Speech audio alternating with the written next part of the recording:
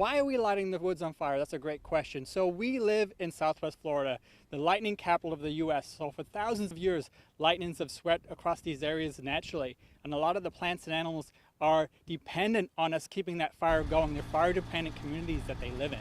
So it's important that we do these fires to keep them healthy.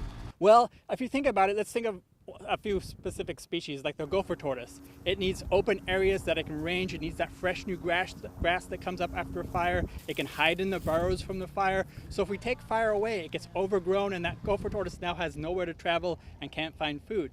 Similar like the Florida scrub jay. You know, if that habitat that's too tall and we don't burn it on a regular schedule, then scrub jays are no longer going to live in that area. Well, anytime you have fire in the mix, people are sometimes concerned about it. So it's good to educate the public and let the public really understand why we're doing this, and that the need is for fire mitigation, fire hazard reduction, especially following Hurricane Ian. We had a significant amount of debris down following that storm, not just in the incorporated areas, but really in these rural areas as well.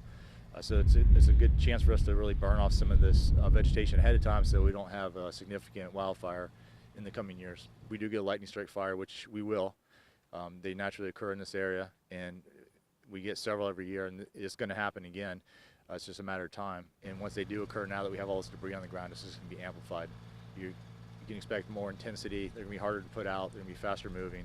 So it's more important for us than ever to do these burns now. Prescribed burns, one thing that they do for nature is they provide more biodiversity. Many of the creatures that we think of when we think of Florida would not be here unless we had that fire. Florida is shaped by fire. It's one of the major tools that we use through prescribed fire to keep the habitat healthy for the many, many species that depend upon it. We write a prescription, so that prescription could be multiple pages, and it has all the parameters in which we need to burn. So the right weather conditions, the right humidity, the right wind direction, all those things are factored in before we light one fire on the ground. So we do more prep work than actual out there burning. So it's important that we do it under the conditions that we can appropriately manage. So there's two major points that we like to get across. One is, not only is it important for the wildlife and those fire-dependent communities to keep them healthy, but it's also important for our communities. If we reduce those fuels, when we do have those lightning fires, they're going to be less intense, less smoke.